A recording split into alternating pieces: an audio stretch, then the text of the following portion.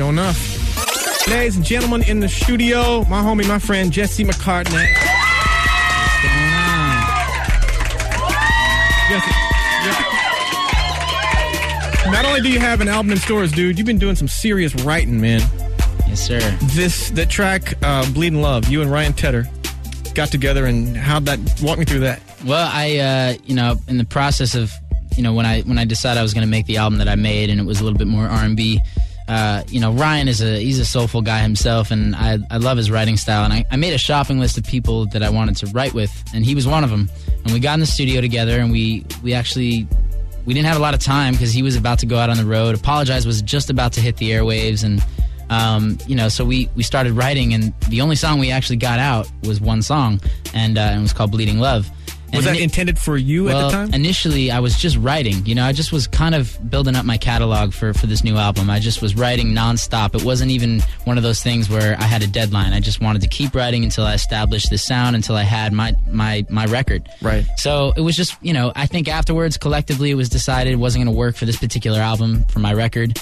But it happened, just was a perfect storm. Leona had been looking for her first single at the time, and Simon Cowell and Clive over at Jay heard the record, and they picked it up, and they gave it to her for her first single. I had never heard of her at the time, but yeah, man, it did its thing. We had no idea what it was going to do. I bet you thought somebody bought it, that's cool. Some chick from the UK, right. Maybe she'll sell 20 copies, right. Whatever, Sure enough, dude.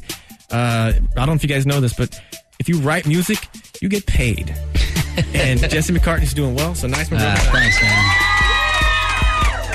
Not to mention this album, I assume you wrote the bulk of, if not all of the tracks on Departure? Did a lot of writing for this one as well, yeah. Awesome. All right, coming up next, top 3 songs according to all the votes. And I got to ask some other crazy stories we had in Vegas. I also got to ask you about the character you did named JoJo in some movie. Weird question. Get to that in a second. In the studio, Jesse McCartney. Yep.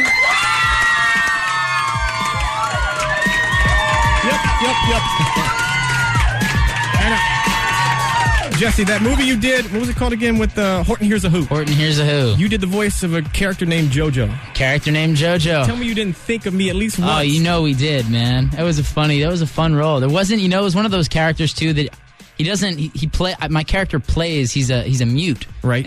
During the film, so he doesn't talk very much. He just makes these kind of ambient noises throughout the movie. With Steve Carell's my dad, and Jim Carrey plays Horton.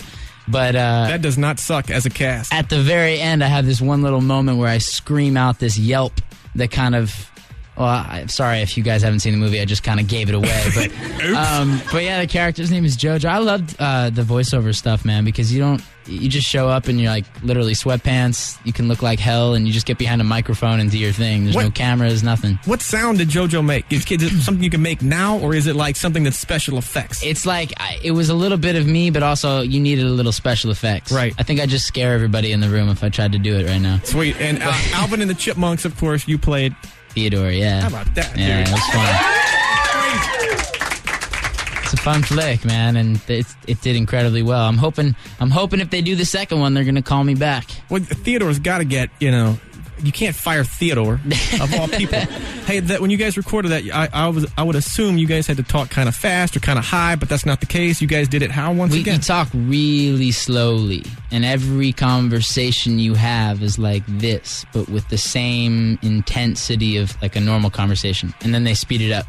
And, so it'd be like, hey, Jesse, it's real good to see you. What's going on? Exactly. Speed it up. Speed it up, and you're Alvin, Simon, and Theodore. All right, you guys, get them calls in. Jesse McCartney is here.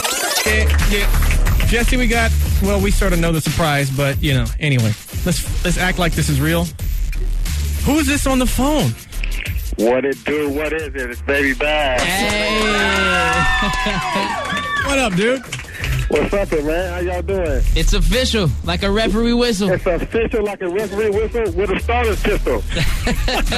You just make crap up on the spot, dude, and it sounds like it's perfect. I don't know what your deal is, dude. Should hear this guy in the studio. It's crazy. I love it, man. You guys sound like you're having fun in there. Nice party, man. I wish I was in town. Oh, man, we got the vodka tonic. Oh, yeah, that's right. Yeah, we're going to toast with Jesse. His album's out, of course. So, Bash, I don't know what you have in front of you, but Jesse, what's the drink of choice? I got the vodka tonic, Bash.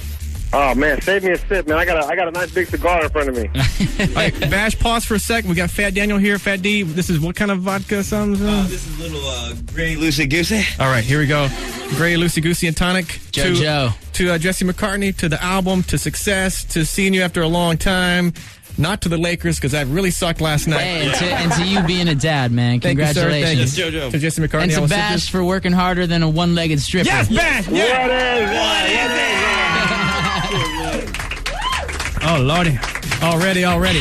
Hey, Bash, Already. how'd you guys end up meeting and hooking up and recording and all that? Walk me through, like, the A to Z. Well, we met a long time ago. You know, I had Sugar out back in the day, and he had Beautiful Soul out, which I was a big fan of that song. And like he said earlier, our people got with his people, and we kind of chopped it up about his new song, Leaving. And so I said, send me the song. You know, I'll check it out. You know, I wasn't sure if I was going to be on it. When I checked it out, I was like, oh my God, this dude sounds hella hard on it. You know what I mean? So it was a pleasure working on it. It kind of, you know, me and Jesse was in the studio. Jesse seen me. Everything kind of rolled off my tongue so quick. It kind of went perfect with the beat. And it went from there, man. It turned to be real good. I'm real proud of, you know, to be a part of that song. It was fun, man. He called me up before we went into the studio, like a couple of days before, and he said, I have a show down in Long Beach. You should come on down. So me and a couple of the boys, we drove on down there. We saw him rock star it up with Frankie J came out, right? Frankie J was on the bill. That was a fun show. And then the next day we got in the studio and it was official. Hey, like a referee whistle with a starter pistol. Working harder than a one-legged stripper. Yes, Man, sir. that's hard work. That's hard work. Hey, Jesse, the show was cut, and the bus was hella fun, too. That crazy bus we had. Oh, I know. That was good Keep times. Keep that on the low, dog. Keep that on the low, man. Hey, Keep that on the low. your bus, Bash, is getting kind of infamous, dude. Bash has got that. Bash has got that party bus. Yeah, right. Hey, Bash, hang up for 1 second, dude. JoJo on the radio. On 102.7 KISS FM.